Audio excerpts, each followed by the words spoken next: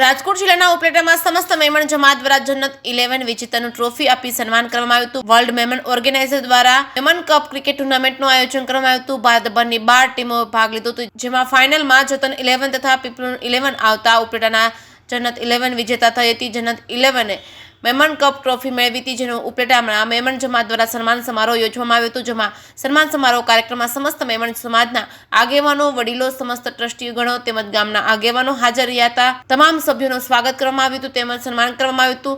જે કેસની ગુજરાતી સાથે અર્શી આહિર, ઉપલેટા। હું આરીફ શકુર નાથાની સમસ્ત મેમણ જમાત ઉપલેટાના ઓનર સેક્રેટરી। આજે સમસ્ત મેમણ જમાત ઉપલેટાનું સન્માન સમારોહ રાખવામાં આવેલ હતો, જે નાંદેડની અંદર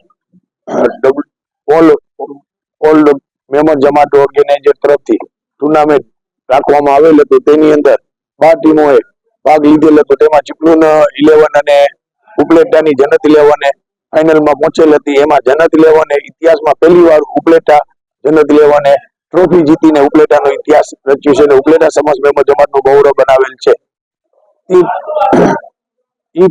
આ પ્રોગ્રામની અંદર ઉપલેટા મેમણ અંગરીઓ, આગેવાનો, માજી પ્રમુખો અને અમારા વડીલો અને મિત્રો પધારેલા હતા। તે બધાનો અમે ખરા દિલથી સમસ્ત મેમણ જમાત તરફથી હું આભાર માનું છું।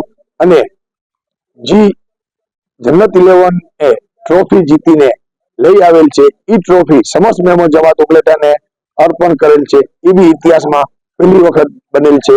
અમે સમસ્ત મેમણ જમાત ઉપલેટા તરફથી જન્નત 11 નો હું ખૂબ ખૂબ આભાર માનું છું। અસ્સલામ વાલેકુમ। હું હાજીદ રહેમાન સિવાણી, સમસ્ત મેમણ જમાત ઉપલેટા પ્રમુખ।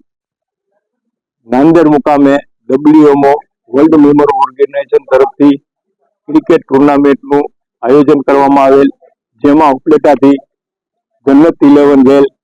નાંદેડમાં 12 ટીમોએ ભાગ લીધેલ હતો।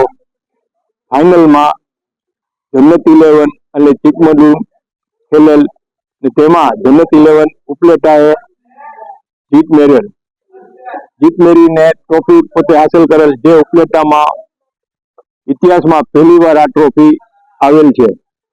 તેઓનું સન્માન કાર્યક્રમ સમસ્ત મેમણ ઉપલેટા તરફથી જમાતની ઓફિસની નીચે કુતુબખાનાના ગ્રાઉન્ડમાં રાખવામાં આજરોજ આવેલ હતું અને જીતેલ ખેલાડીઓનું સન્માન રોકડથી, ટ્રોફીથી અને સર્ટિફિકેટથી કરવામાં આવેલ। આ પ્રોગ્રામમાં ગામના અગ્રણીઓ, વડીલો હાજરી આપેલ, તેઓનું હું દિલથી ખરા હૃદયથી આભાર માનું છું।